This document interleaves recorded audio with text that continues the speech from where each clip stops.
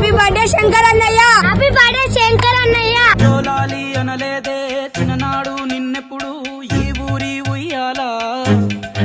ఓ నీ పాదం ముద్దాడి పులకించిపోయిందే ఈ నెల ఈ